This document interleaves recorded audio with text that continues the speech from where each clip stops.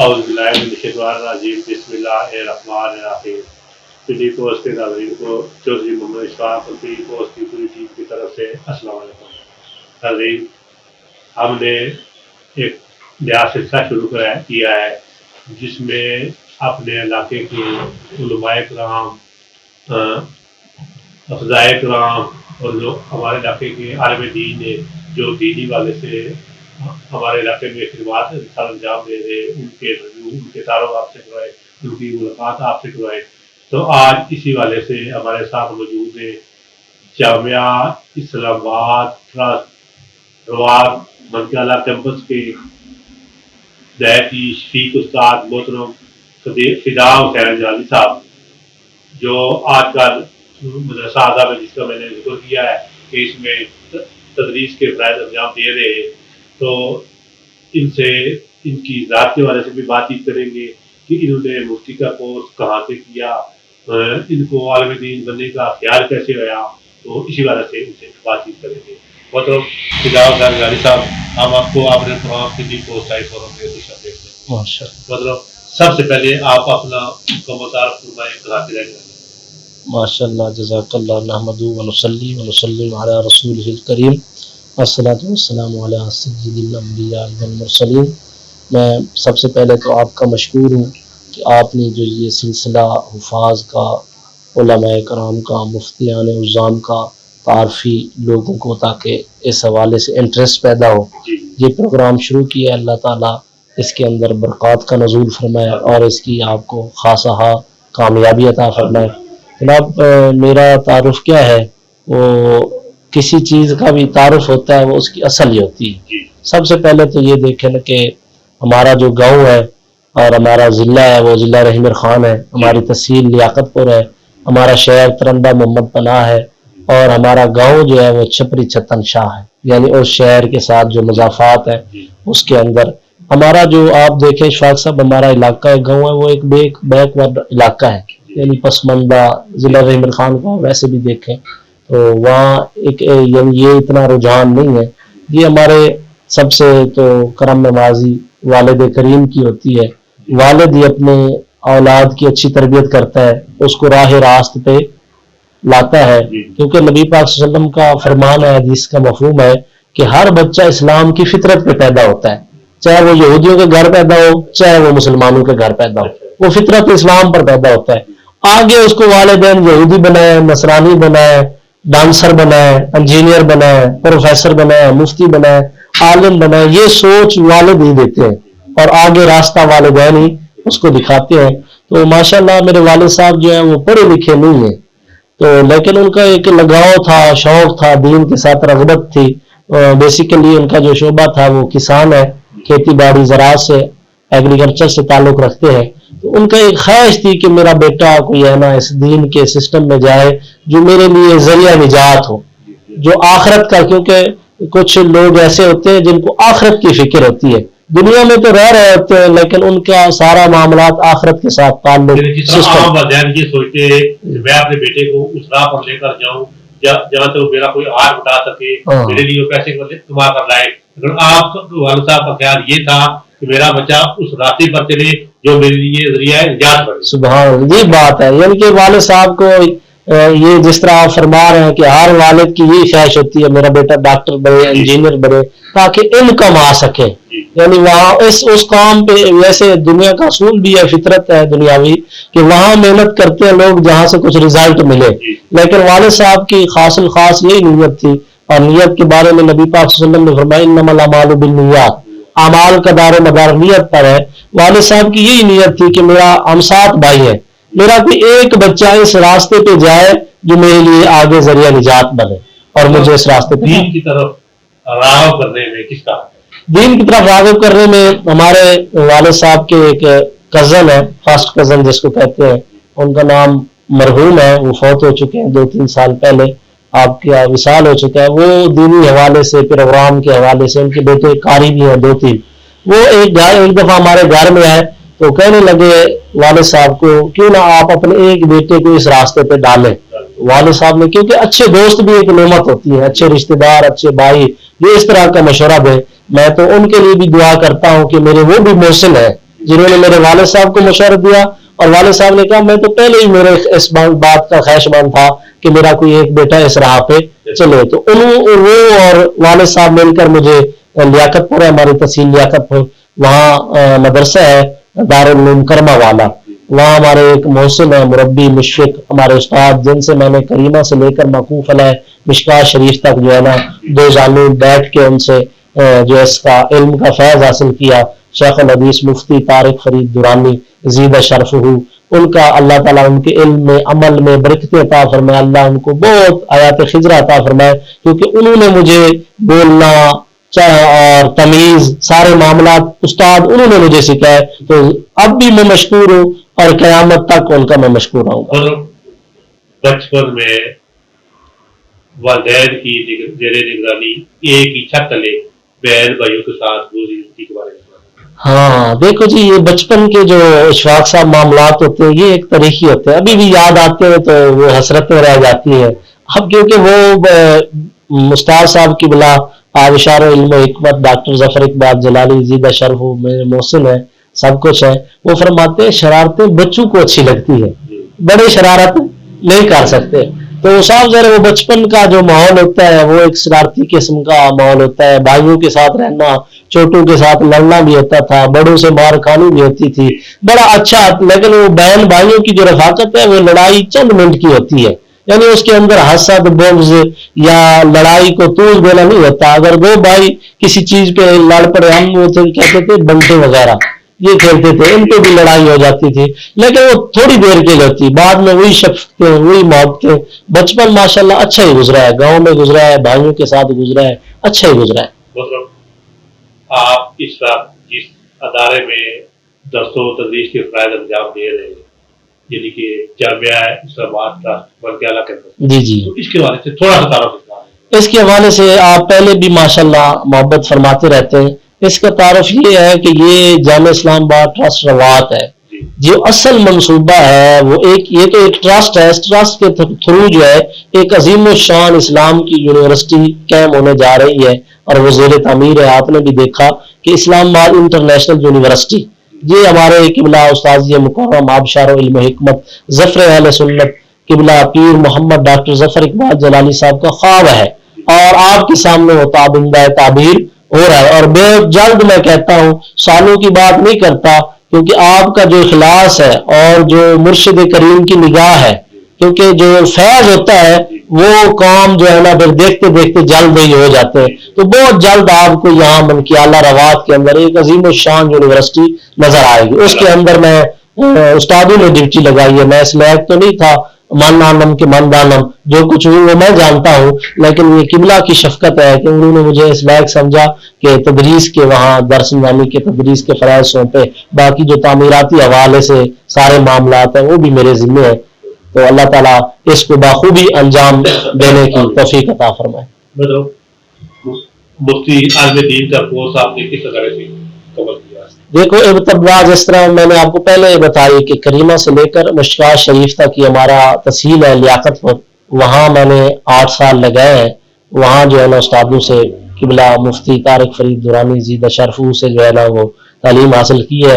پھر دورہ حدیث کرنے کے لیے میرا یہ ذاتی شوق تھا، لیکن ہمارے کچھ دوست سکھر چلے گئے، کچھ ملتان چلے گئے، وہ سابق مذہبی وزیر بھی رہے ہیں حامد سعید کاظمی صاحب، ان کے والد محترم تھے، بہت بڑی دینی شخصیت تھی، غزالی زمان احمد سعید کاظمی علیہ رحمت الرحمان، ان کا بھی ادارہ تھا، یعنی گھر والوں نے کافی لوگوں نے کہا کہ آپ نے ادھر پڑھنا ہے، لیکن ایک میری دلی خواہش تھی، اور یہ میں کہتا ہوں کہ استادوں کی بھی نظر کرم تھی، جو اللہ کے ولی ہوتے ہیں اور جہاں حصہ لکھا ہوتا ہے وہ دور سے بندہ کھینچا چلا آتا ہے، تو میں نے پھر دورہ حدیث آ کر جامعہ اسلام آباد کے اندر I-84 کے اندر جو مرکز ہے ہمارا، وہاں میں نے استادوں سے قبلہ آبشار و علم و حکمت ڈاکٹر ظفر اقبال جلالی صاحب زیدہ مجدہ سے جو ہے نا وہ دورہ حدیث کیا۔ خیال کیسے ہے؟ بس یہ آپ دیکھیں نا، وہی میں نے آپ کو پہلے بھی عرض کیا تھا کہ یہ مفتی مولانا یا علامہ، یہ میں نہیں کہتا کہ میں مولانا ہوں، میں نے وہی پہلے بات کی ہے کہ من عالم کہ من دانم، جو کچھ میں ہوں وہ میں جانتا ہوں، میری کوئی حیثیت نہیں ہے۔ ویسے بھی میاں صاحب فرماتے ہیں پڑھیے تے مان نہ کرے نہ آخی نہ پڑھیا، رب جبار کہار صداوے لوڑ دنے دد کڑیا، یہ بس جو کچھ استاد کہتے ہیں مولانا ہے تو ہمیں قبول ہے، استاد کہتے ہیں آپ علامہ ہے تو ہم کہتے ہیں قبول ہے، استاد کہتے ہیں آپ مفتی ہے تو ہمیں قبول ہے. بس یہ ساری تربیت، یہ رہنمائی آگے کی پھر ہمارے استاد صاحب نے کی کہ بلا ڈاکٹر صاحب. مطلب مفتی کا کورس کتنے عرصے کرتا ہے؟ یہ 2 سال کا ہوتا ہے. مفتی کا کورس جو ہوتا ہے یہ بغراپر جو اس کی تعلیم ہے یہ 2 سال کی ہوتی ہے، اور اس کے امتحان دیے جاتے ہیں. ہمارا جو ہے نا اہل سنت کا ایک بہت بڑا بورڈ ہے تنظیم المدارس، جس کی ڈگری جو ہے نا آپ شہادت العالمیہ کی ڈگری وہ مساوی ایم اے ہے، ماسٹر کی ڈگری ہے. آپ وہ ہائر ایجوکیشن سے ایکول کرا کے آپ کسی بھی یونیورسٹی میں پاکستان کسی بھی یونیورسٹی میں چلے جائیں اس پہ آپ ایم فل کر سکتے ہیں. تو یہ 2 سال کا مفتی کورس ہوتا ہے. اس کے پھر امتحان تنظیم المدارس کو دینے پڑتے ہیں، پھر اس کی سند ہوتی ہے. سند تو بس ہوتی ہے، پڑھتا ہی ہے. اصل جو ہوتا ہے وہ استادوں کی نگاہ ہوتی ہے، استادوں کی عطا ہوتی ہے. مطلب مفتی بننے میں، عالم دین بننے میں، یہ جو آپ نے دین کا راستہ اختیار کیا، اس پورے عمل کو کتنا عرصہ لگا؟ یہ میکسیمم جو ہے نا پورے عمل یہاں تک اسلام آباد پڑھنے تک، تعلیم حاصل کرنے تک ٹوٹل جو ہے تقریباً 10 سال کے قریب لگ گئے. 10 سال کے قریب. آئندہ کے کیا خیالات ہیں؟ آئندہ کیا کرنے کا؟ آئندہ کے خیالات یہی ہے، ویسے تو میرے پاس جو ہے نا وہ شہادت العالمیہ کی ڈگریاں تو ہیں، لیکن کافی دوستوں نے بھی کہا ہے کہ آپ ایم فل کر لیں. لیکن ہوتی ہوئی بات ہے انما الاعمال بالنیات. میری نیت یہ ہے کہ جو ہم یونیورسٹی استاد صاحب بنا رہے ہیں تو میں کہتا ہوں پہلا داخلہ ایم فل کا میں ہی لوں، اپنی یونیورسٹی سے میں جو ہے نا وہ ایم فل کروں، اور استادوں کی یونیورسٹی کے اندر میرا داخلہ اس کو میں سعادت سمجھتا ہوں. ویسے موقع بھی ہیں، معاملات بھی ہیں، لیکن میں یہ جان بوجھ کر آگے نہ تعلیم حاصل نہیں کر رہا. میں کہتا ہوں جو استادوں کی یونیورسٹی ہے قبلہ بنا رہا ہے تو پہلا داخلہ میرا ہونا چاہیے. میں عرض کروں حضور میرا داخلہ کریں پہلے. مطلب فدا حسین جوہری صاحب جامعہ اسلام آباد ٹرسٹ میں کب سے اقتدار کر رہے ہیں؟ جامعہ اسلام آباد ٹرسٹ کے اندر جو ہے نا یہ ایک سسٹم کے اندر ہم 2014 میں آئے، 2015 کے اندر ہماری فراغت ہوئی. تو جب سے ہم آئے ہمارا ویسے سوچ تھا، پیچھے ایک سسٹم تھا کہ بھی ہم نے دورہ حدیث کر کے واپس چلے جانا ہے اپنے گاؤں، علاقے، شہر، ڈویژن، ضلع کی سطح پہ جو بھی اللہ تعالیٰ نے توفیق دی. لیکن جب ہم ادھر آئے نا جامعہ اسلام آباد کے اندر، اور قبلہ آبشار علم و حکمت ڈاکٹر ظفر اقبال جلالی شیخ الحدیث جامعہ اسلام آباد کی زیارت ہوئی، اور ان کے جو ہے نا وہ گفت و شنود جو ہے نا ہم نے سماعت کی، تو ہمیں یوں لگا کہ ہمارے والد بھی یہی ہے، ہمارا گھر بھی یہی ہے، ہمارا ضلع بھی یہی ہے، ہمارا گاؤں بھی یہی ہے. جو کچھ استاد کہیں گے ہم کہیں گے لبیک. اور اس پر مولا علی، آپ کو پتہ ہے اشفاق صاحب سنا ہوا ہے کہ حضرت علی رضی اللہ تعالیٰ عنہ کا فرمان ہے کہ جو ایک حرف پڑھا ہے، حرف کیا ہوتا ہے؟ الف. الف جو ہے یہ ایک حرف ہے. اگر جو الف بھی پڑھائے، با پڑھائے، تا پڑھائے، مولا علی فرماتے ہیں وہ میرے آقا ہیں. وہ فرماتے ہیں جن کے بارے میں نبی پاک صلی اللہ علیہ وسلم نے فرمایا انا مدینۃ العلم وعلی بابھا. علم کا باب یہ فرما رہا ہے جو ایک حرف فرمائے وہ میرا پڑھائے آقا ہے. تو جو آقا ہے وہ چاہے مجھے رکھ لے، غلامی کروائے، چاہے مجھے بیچ دے، وہ اس کے اختیار میں ہے. تو ہم نے تو پھر قبلہ سے دورہ حدیث کیا، بخاری پڑھی ہے، ترمذی پڑھی ہے، ابن ماجہ پڑھی ہے. ہم تو پھر ساری زندگی، میرا یہ ارادہ ہے کہ ہم نے ساری زندگی استادوں کے نام پہ وقف کر دی. جس طرح وہ کہیں گے کہ پہاڑوں میں چلے جاؤ پہاڑوں میں چلے جائیں گے، ادھر کام کرو ادھر، کھڑے ہو جاؤ کھڑے ہو جائیں گے، بیٹھ جاؤ بیٹھ جائیں گے، جو وہ حکم کریں گے ہم اسی طرح کریں گے. مطلب فدا صاحب کسی مسجد میں محمد بھی کراتے؟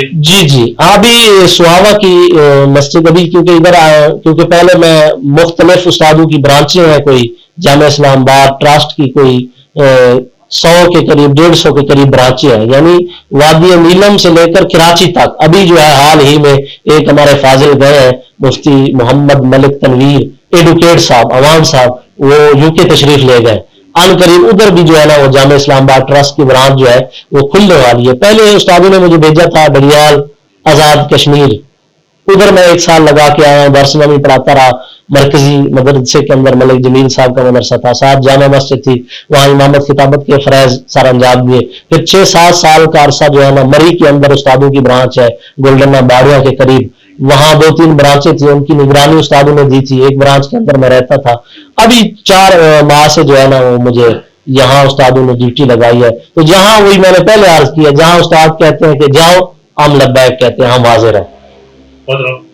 تو ابھی جمعہ جو ہے نا وہ سواوا شہر کے اندر مرکزی جامع مسجد ہے بازار کے اندر جامعہ غوثیہ اس کے اندر جو ہے وہ جمعہ پڑھانے کے وہ تو ہے جس طرح آپ نے بتایا کہ عالم دین کا مفتی کا کورس جو ہے 8-10 سال پر محیط ہوتا ہے. جی جی. لیکن یہ ایک بہت بڑا عمل ہے, یہ ایک بہت بڑا پیریڈ ہے. جی جی. لیکن ایک مفتی ہو, عالم دین ہو, لیکن ہمارا معاشرہ پھر ٹوٹل ایک لفظ کہتا ہے بول گئی. تو یہ اب کیا جو ہماری کوئی دین اسلام کی دوری کی وجہ سے ایسا ہے, ہماری سوچ ہے, یا کس وجہ سے ہم ایک عام بندے میں اور ایک عالم دین میں مفتی میں حق محسوس نہیں کر پاتے؟ اس میں یہ ہے کہ دیکھیں کہ جو بھی داڑھی رکھ لینا اس کو لوگ یہی کہتے ہیں حافظ صاحب آ گئے, قاری صاحب آ گئے. اگر وہ سر پہ پگڑی پہن لے تو شاید اس کو مولانا سمجھنے لگے.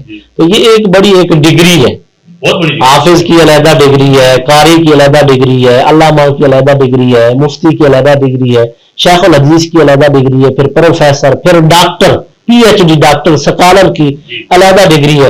اس کی مثال یوں لے لیں, سادے لوگ ہیں کیونکہ ناظرین جو ہمیں سمجھ رہے ہیں, سادی مثال سے یہ ہے کہ آپ اشفاق صاحب یہ دیکھیں کہ اگر کوئی بندہ ایس ایچ او کی وردی, پولیس والا کہے کہ میں ایس ایچ او کے پھول لگا کے کسی گاؤں میں چلا جائے یا کسی بازار میں چلا جائے, اس کے خلاف قانونی کارروائی ہوتی ہے, اس کو سزا ہوتی ہے. یار ہے تو پولیس والا لیکن تو نے وردی ایس ایچ او کی پہنی ہوئی ہے, پھول تو نے ایس ایچ او کے لگائے ہوئے, تو نے یہ جو ہے نا عہدے کی توہین کی ہے. تو یہ آپ دیکھیں جس نے کریمہ ہی نہیں پڑھی اس کو مولانا کہتے ہیں, جس کے کوئی سر, جس کی سر اچھی ہے, آواز اچھی ہے, وہ دو چار الفاظ کیا لیتا ہے, جمعے پہ بھی لوگ اس کو پروفیسر پتہ نہیں کیا کیا القاب دے. ایک بندہ مدرس ہے, ایک بندہ مفتی ہے, رات دن اس کا قلم گھس گیا, مفتی فتوے لکھتے لکھتے, لیکن اس کی کوئی توقیر نہیں ہے, کوئی عزت نہیں ہے. ایک بندہ پی ایچ ڈی سکالر ہے اور اس کے مقابلے میں ایک عام خطیب ہے, اس کی پی ایچ ڈی سکالر کو وہ عزت, وہ اس کی توقیر اور اس کی تعظیم نہیں ہے جو عام بندے کی ہے. یہ لوگوں کے اندر فرق کرنا چاہیے کہ جہاں باقی چیزوں کے اندر تمیز ہوتی ہے تو اس چیزوں کے اندر بھی تمیز کی جائے گی. یا تو اگر ہم اس کو خطیب بنا رہے ہیں, اس کے پاس کون سی ڈگری ہے, اس نے درسمانی کیا ہوا ہے, اس نے مفتی کورس کیا ہوا ہے. یہ لوگ صاف ظاہر ہے جو خطیب ہوتا ہے وہ مفتی بھی ہوتا ہے, مفتی جو فتویٰ دے, جو مسئلہ بتائے. جس نے کریمہ پڑھی ہے وہ لوگوں کو کیا مسئلہ بتائے گا, لوگوں کی نماز کیا سیدھی کرے گا. جس کو خود سیدھی نہیں ہے, دائیں بائیں سے وہ جو ہے نا مواد کو جمع کر کے وہ بیان کر رہا ہے, وہ لوگوں کے اس وجہ سے معاشرے کے اندر جو ہے معاملات خراب ہو رہے ہیں. یہ ناظرین جتنے بھی ہیں میری بات کو سن رہے ہیں, جو بھی امام رکھیں, خطیب رکھیں, اس کی جو ہے نا کوالیفیکیشن چیک کی جائے, اس کی تعلیم چیک کی جائے, پھر دیکھا جائے کس ادارے سے پڑھا ہوا ہے, کس استاد کا شاگرد ہے, کس استانے سے اس کی نسبت ہے. پھر اس لحاظ سے دیکھا جائے کہ اس کے اندر وہ کوالٹیاں ہیں, پھر ان سے رابطہ کیا جائے کہ واقعی آپ کا شاگرد ہے, بگوڑا تو نہیں ہے, باغی تو نہیں ہے, کوئی معاملات تو نہیں ہے, کہیں سے بھگا ہوا تو نہیں ہے. ہوتے ہیں نا بعض کوئی جو ہوتا ہے نا کالی بھیڑیں گھس آتی ہیں اور وہ معاملات گڑبڑ کر دیتے ہیں, اس کو سوشل میڈیا پہ, پرنٹ میڈیا پہ, دیکھو جی یہ داڑھی والا ہے, دیکھو جی یہ پگڑی والا ہے, دیکھو جی یہ امامے والا ہے. تو یہ دیکھا جائے کہ وہ جو چور تھا اس نے پگڑی پہن لی ہے, جو چور تھا اس نے داڑھی رکھ لی ہے. تو یہ تمیز معاشرہ کرے کہ کس کو کہاں سلیکٹ کرنا ہے, کون کس چیز کا اہل ہے. اگر وہ کوئی اس طرح اس کے پاس کوئی کوالیفیکیشن نہیں تو اس کو رد کر دیں. مطلب اس وقت مسلم امت جس زوال کا شکار ہے, کیا ہمارے عالم دین مسلم امت کو اس زوال پذیر لائف سے, زندگی سے باہر نکالنے کے لیے جو کردار ادا کر رہے ہیں, کیا وہ صحیح ہے یا اس میں مزید کوئی بہتری لانے کی ضرورت ہے؟ اس میں یہ ہے دیکھیں نا جی, امت کی سب سے بڑی تذللی اور پستی کا جو شکار ہے امت, دن بدن ذلت کے گڑھوں میں آپ گر رہی ہے. دیکھیں آپ کے سامنے ملکی حالات ہمارے آپ دیکھ لیں, ان کا اگر وہ ریمنڈ ڈیووسٹا کون تھا, لاہور کے اندر اس نے قتل کیے, معاملات کیے, تو اس کی دیت بھی آ گئی, اس کو چھوڑ بھی دیا گیا, اس کو دباؤ بھی تھا. ہماری عافیہ صدیقی قوم کی بیٹی ہے, قوم کی بیٹی ہے, اس کو 70 سال 80 سال کی سزا دینا, اتنا عرصہ سے 20-25 سال سے وہ ظلم کا شکار ہے. اور امریکی اس کو کہتے ہیں کہ معاذ اللہ, یہ بات میری روح کانپتی ہے, کیونکہ وہ عافیہ صدیقی میری بھی بہن ہے, ہماری بھی بیٹی ہے. اس کو کہا گیا کہ تجھے عدالت میں بعد میں پیش کیا جائے گا, قرآن کے اوپر پاؤں رکھ, قرآن کی بے حرمتی کر، اس کے کپڑے اتارے گئے. یقین جانے کلیجہ منہ کو آتا ہے. ایک وہ دور تھا جب دریائے بندرگاہ کراچی کی بندرگاہ پر راجہ سنگھ نے چند عورتوں کو گرفتار کیا تھا. وہ پیغام حجاج بن یوسف، حالانکہ اسلام کے اندر بہت بڑا ظالم جو ہے نا وہ بادشاہ گزرا ہے، لیکن صاف ظاہر وہ اسلامی رہنما تھا، اس وقت اس کے پاس پاور تھی. جب اس کے پاس یہ بات پہنچتی ہے تو وہ یہ نہیں دیکھتا کہ یہ کراچی کا مسئلہ ہے، یہ دوری کا مسئلہ ہے. وہ کہتا ہے یہ امت کی عزت کا مسئلہ ہے، یہ ہماری بہن کی، ہماری مسلمان کی بیٹی کی عزت کا مسئلہ ہے، ہماری ناموس کا مسئلہ ہے. وہ محمد بن قاسم کی مائیت کے اندر ایک لشکر تیار کر کے بھیجتا ہے کہ جاؤ ان کو تعدیبی کارروائی کرو، ان کو سکھاؤ اور ان کو بتاؤ کہ تمہارا پنگا جو ہے نا وہ مومنین سے ہوا ہے، وہ مسلمانوں سے ہوا ہے. تو آپ نے دیکھا کہ محمد بن قاسم 17 سال کا نوجوان کراچی بندرگاہ سے اس نے فتوحات شروع کی، ملتان کے اندر آ کے رکا، اور اس لیے سندھ کو باب الاسلام کہا جاتا ہے. تو یہ چیزیں ہیں نا، ہماری امت اس لیے پستی کی طرف شکار ہے کہ دین سے دور ہو گئی ہے، علماء کی عزت نہیں ہے. وہ کہتے نا ہم تو مائل با کرم ہے، کوئی سائل ہی نہیں، راہ دکھلائیں کسے کوئی راہ روے منزل ہی نہیں. علماء تو بیٹھے ہوئے ہیں مسجد میں، مدرسے میں. آپ یقین جانیں اشفاق صاحب آپ بھی جاتے ہیں الحمدللہ، اس میں ظن ہونا چاہیے مومنین کے لیے 5 ٹائم نماز کے لیے. ساری باتیں بندہ آگے پیچھے گپے لگا لیتا ہے، لیکن شادی کے بارے میں امام صاحب سے مشورہ نہیں ہے. سنت کیا ہے، نکاح کیسے کیا جائے، شادی کا طریقہ کار کیا ہے. فوتگی کے بارے میں امام صاحب سے مشورہ نہیں ہے کہ یار یہ ہمارا بھائی فوت ہوا ہے، ہماری بہن فوت ہوئی ہے، ہمارے محلے میں فوتگی ہوئی ہے، یہ فوتگی ہماری ہوئی ہے. ایک فوتگی نبی پاک صلی اللہ علیہ وسلم کے زمانے میں ہوتی تھی. نبی پاک صلی اللہ علیہ وسلم کے زمانے وہ سنت کیا ہے، اس کو کس طریقے سے دفنایا جائے، کس طریقے سے غسل کیا جائے، کون کون غسل دے، زیادہ ثواب ہو، کون کون پڑھے. شادی ہے تو اس کے اندر امام صاحب آپ کیا کہتے ہیں کہ شادی ہمارے بیٹے کی بھی ہو رہی ہے، شادی علی المرتضیٰ کی بھی ہوئی، شادی ہماری بیٹی کی بھی ہو رہی ہے. شادی سیدہ طیبہ عابدہ ساجدہ متقیہ فقیہ سیدہ فاطمہ الزہرا خاتون جنت لخت جگر نبی پاک صلی اللہ علیہ وسلم کی، ان کی بھی ہوئی تھی. تو کیا طریقہ ہے اس وقت کوئی نہیں پوچھتا. جب اسلام سے دوری ہے پھر شادی پر فضولیات، پھر اس پہ شراب، پھر اس کے اوپر مجرے، پھر نتیجہ کیا نکلتا ہے، ایک ماہ بعد طلاق ہو جاتی ہے، جھگڑے شروع ہو جاتے ہیں. جس چیز کی بنیادی غلط کام پہ رکھی گئی ہو، کیا خیال ہے وہ عمارت کھڑی ہو سکتی ہے؟ نہیں ہو سکتی. اگر مسلم امہ، اگر ہمارا معاشرہ بقا چاہتا ہے، اگر ہم مسلمان چاہتے ہیں کہ کھوئی ہوئی عزتیں واپس لوٹ آئیں، تو پھر نبی کے غلام بن جائیں، پھر نبی پاک صلی اللہ علیہ وسلم کی اطاعت میں آ جائیں. مطلب آپ مسلمانوں کو کیا پیغام دیں گے؟ مسلمانوں کو اشفاق صاحب یہی میرا پیغام ہے پوری امت کے لیے، بالخصوص جو ہے نا یہ نوجوانوں کے لیے، کیونکہ یہی نوجوان جو ہیں یہ آگے آ کے قیادت کریں گے. بزرگ ہی ہوتے ہیں ہمارے نوجوان جو ہیں. میں چاہتا ہوں ان کی آنکھوں میں حیا حضرت عثمان غنی والا آ جانا چاہیے. جب ان کی آنکھوں میں حیا آ جائے گا تو معاشرے کے اندر یہ جتنا بھی فتنے ہیں معاملات ہیں آپ دیکھ رہے ہیں، سب سے بڑا مسئلہ جو ہے ہمارے ملک پاکستان میں وہ اڑیانی اور فحاشی کا ہے. آپ پہلے کہتے تھے شہر خراب ہو گئے، اب گاؤں بھی خراب ہو گئے. آپ دیکھ رہے ہیں کہ ہماری مائیں بہنیں ان کا لباس دیکھیں. نبی پاک صلی اللہ علیہ وسلم نے فرمایا تھا ان قریب ایسا زمانہ آئے گا کہ عورتیں لباس تو پہنے گی، وہ سمجھے گی کہ ہم نے لباس پہنا ہوا ہے لیکن ننگی ہوگی. آپ دیکھیں کہ کیا ہے. اور میں چاہتا ہوں کہ یہ جو والدین ہے، کہ والدین ایک بہت بڑا کردار ہے، ایک بہت بڑا کردار ہے اولاد کی تربیت میں. اگر میں یہاں بیٹھا ہوں تو اس کے پیچھے میرے والدین کی دعا بھی ہے، ان کا ہاتھ بھی ہے. یہ سارا سسٹم انہوں نے مجھے مدرسے میں بھیجا، پھر استادوں نے کرم فرمایا، پھر نسبت میں جڑے، پھر پیروں کی نظر کرم ہوئی، مرشد کریم. آج جو کچھ بھی ہے اپنا کچھ بھی نہیں ہے.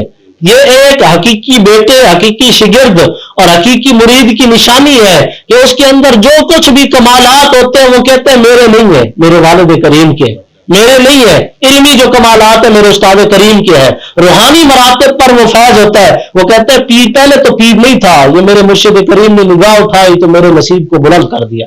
تو میں پیغام یہ دینا چاہتا ہوں کہ ہمارے نوجوان اپنی آنکھوں میں حیا حضرت عثمان غنی والا لائے. اور حدیث بھی کوٹ کر کے آپ کو بتاتا ہوں، نبی پاک عائشہ فرماتی ہے رضی اللہ تعالیٰ عنہا کہ نبی پاک صلی اللہ علیہ وسلم تشریف فرما تھے، آپ کی پنڈلی سے چادر مبارک ہٹی ہوئی تھی.